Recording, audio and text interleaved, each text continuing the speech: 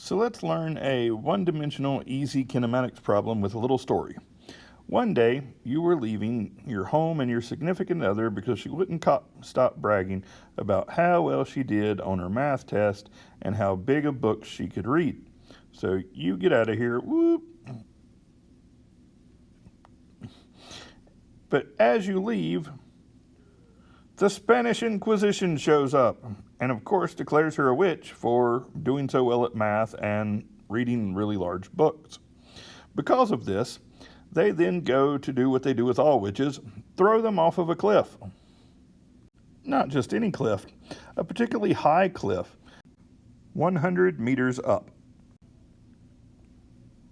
and sits over top of shark-infested waters, or Leviathan, or whatever you call this thing down here. Luckily, you were no idiot.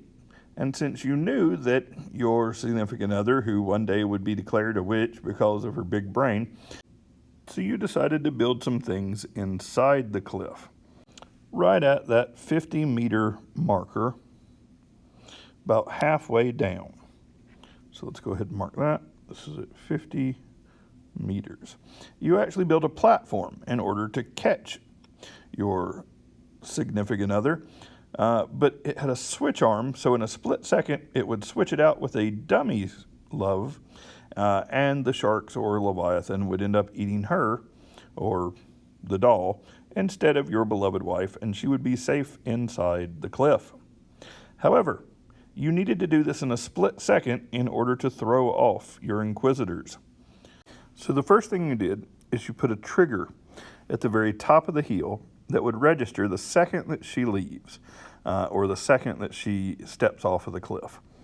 The next thing you did is you need to calculate the exact time it would take for her to arrive there.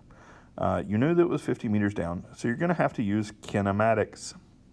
That means we need to look at our 4 kinematics formulas.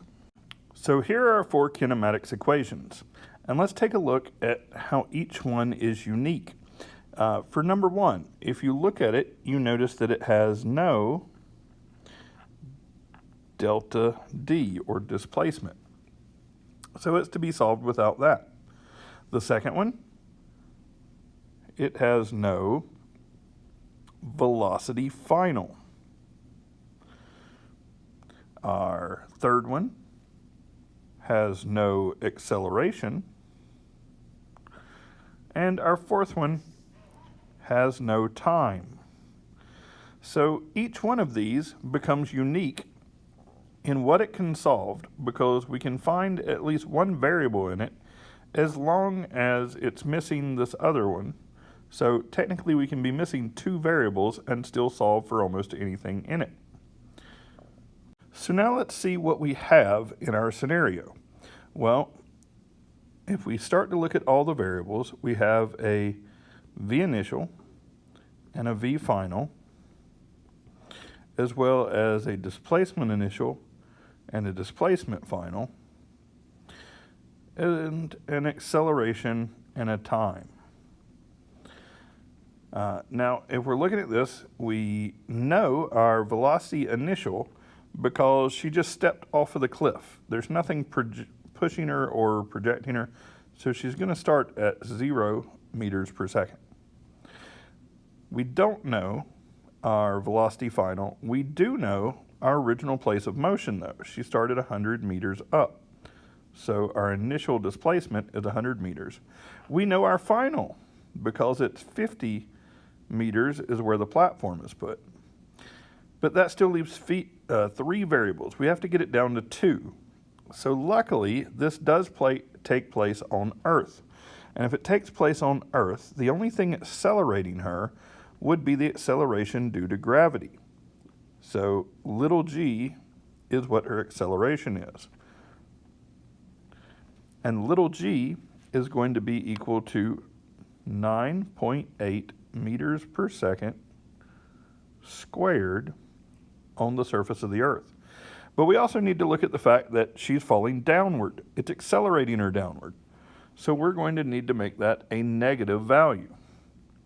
Now that we see that we have the acceleration, the displacement, and her initial velocity, we can calculate how much time it would take or how much velocity. We just have to pick which formula we want to use. So if we weren't using time, but we did want to find final velocity, number 4 has final velocity but no time in it. And because of that, I might write a number 4 circled over here so I know that that's what I would use for that one. But since I want to find the time, I need one with time in it. I need one without final velocity though, and it looks like only number 2 will do for that. So we're going to need to use equation 2 to figure out our time.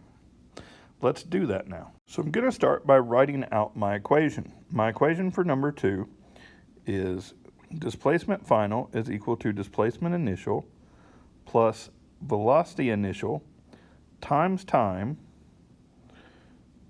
plus 1/2 of acceleration times time squared. Now, it looks like that could be a lot, but we need to understand what we're looking for. We're going to be looking for time, and we have it in 2 instances. But we know that this velocity initial right here is 0. Anything times 0 is 0, so luckily we can go ahead and say we don't even need that entire section there in between the pluses. On that same idea, we can then work this around, and now we only have one time that we need to actually equate for. And so to move this, first thing I'm going to do is I'm going to subtract d initial from both sides, and that'll get rid of that. I'll rewrite my equation. df minus di is equal to 1/2 of acceleration times time squared. Now, if you don't know this, you can actually move 2 things that are multiplied at the same time by simply dividing by 1/2 acceleration. That'll cancel out that side, and 1/2 acceleration. Now, when you divide something by a fraction, you flip and multiply. So when I rewrite this, I'm going to rewrite it as 2 times d final minus d initial divided by acceleration equals time squared. And it's the exact same thing. And then if you don't know, you get rid of squaring something by doing the square root. Now we have a brand new formula that we can plug our values into. So if time is equal to the square root of 2 times df minus di divided by acceleration, I can now just plug all of my values into that. I'm going to get 2 times 50 meters minus 100 meters, all divided by a negative 9.8 meters per second squared, and the square root of that. And you just plug it all into your calculator. Hopefully you remember all the parentheses where they go. And notice something. I'm glad this is a negative value because this is going to give me a negative. 50 minus 100 is going to be negative 50, so it's going to be negative 100 divided by that. And what you're going to get is essentially something like, if I round it, 3.2 seconds. And that's an excellent answer for that. So now we know the amount of time. But that's not all he wants to know. He then wants to be able to know if the fall will kill her, because he cares about his wife. So he can set a program as soon as she passes the mark for the switch arm to catch her and switch him out at exactly 3.2 seconds. But then he starts to think, 50 meters is a long way to fall. I wonder if she'll live if she hits the nice hard platform that he has to catch her with. So he needs to figure out what her final velocity is. And yes, we could go back and work it originally from 4, or now we could look at another equation. So if I go back to my 4 equations, and I notice number 1 is our shortest equation, and now that I have time, it should be able to figure out final velocity. It's already even set up for it. I don't have to switch anything around. So I'm now going to go with number 1 and just plug in everything that I have.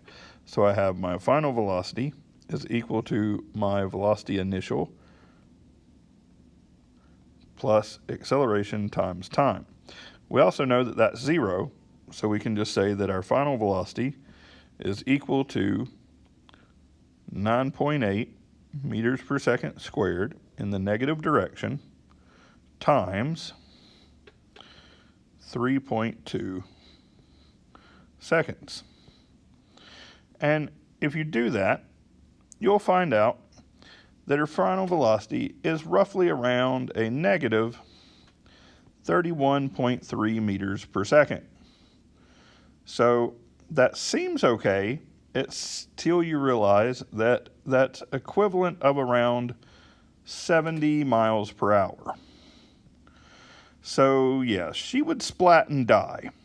It's okay though, because he just replaced the platform with a bungee net. Now she'll be nice and safe, and the Spanish Inquisition will know no difference, thinking they've destroyed another witch. And we save a smart lady. If you're interested, try going back and working it for number 4 to make sure you get the same value for VF. I did, and I did.